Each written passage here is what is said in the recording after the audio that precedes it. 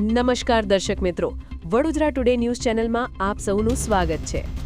સમાચારમાં વાત કરીએ તો ગુજરાતના મુખ્યમંત્રી ભૂપેન્દ્ર પટેલે એક નિવેદન આપ્યું હતું।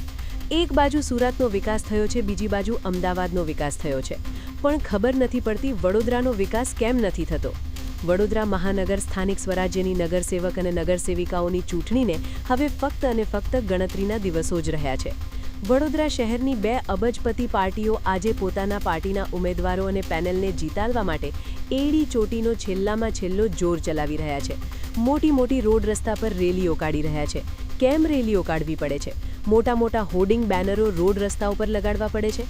લાલ સ્પીકરથી મોટેથી ઉમેદવારો માટે જીતની માંગણી કરવી પડે છે? ડીજે વગાડવો પડે છે અને પોતાના કેન્દ્રીય કક્ષાના નેતાઓનું નામ લેવું પડે છે? વિકાસ વિકાસ વિકાસનું નામ લેવું પડે છે। જો જે તે પાર્ટી પક્ષના ઉમેદવારોએ છેલ્લા 5 વર્ષમાં તેમના વોર્ડ વિસ્તારના સ્થાનિક પ્રજાના પાયાના કામ જ નથી કર્યા, એવું એક સત્તા પક્ષના વરિષ્ઠ નેતા માજી મંત્રીએ નિવેદન કર્યું છે।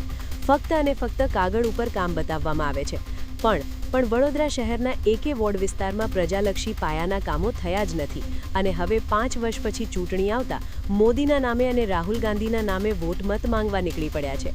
હવે તો 100% નહીં પણ 501% પરિવર્તન થવું જોઈએ। ચમચાઓ, એજન્ટો, કાર્યકર્તાઓ મોદીનો ચહેરો આગળ કરે છે, રાહુલ ગાંધીનો ચહેરો આગળ કરે છે, પણ ભાઈ મોદી કે રાહુલ ગાંધી તમારા વોર્ડ વિસ્તારમાં નાના મોટા પાયાના કામો કરવા આવવાના નથી। એના માટે તો તમને તમારો સ્થાનિક સક્ષમ જાગૃત તમારો દોસ્ત મિત્ર ભાઈબંધ જ જોઈએ આવા કામો માટે। એટલે હવે મત આપતા સમયે મોદી અને રાહુલ ગાંધીનો ચહેરો ના જોતા તમારો મિત્ર દોસ્ત ભાઈબંધ શાળા મેં મિત્ર જોડીદાર એટલે કે શ્રી વૈકુંઠસિંહ વિઠ્ઠલરાવ પવાર દબંગને તમારો મત આપી અપાવીને વિજય કરશો। તેમનો વોટિંગ મશીનમાં અનુક્રમ નંબર 12 છે અને તેમના પાર્ટીનું નામ છે રાષ્ટ્રવાદી કોંગ્રેસ એનસીપી, જે હાલ મહારાષ્ટ્રમાં ભારતીય જનતા પાર્ટીના ગઠબંધનમાં સરકાર ચલાવી રહ્યા છે અને એનસીપી રાષ્ટ્રવાદી કોંગ્રેસ પાર્ટીના મહિલા ઉપમુખ્યમંત્રી સુનેત્રાતાઈ અજીત દાદા પવાર છે અને એવી જ રીતે કેન્દ્રમાં લોકસભામાં પણ ભારતીય જનતા પાર્ટી એનડીએના ઘટક દળ છે અને કેન્દ્રમાં ભારતીય જનતા પાર્ટીને સરકાર ચલાવવા ટેકો પણ આપેલ છે। તો હવે વડોદરા શહેરમાં પણ ઘડિયાળનો એટલે કે એનસીપીનો સમય આવી ગયો છે।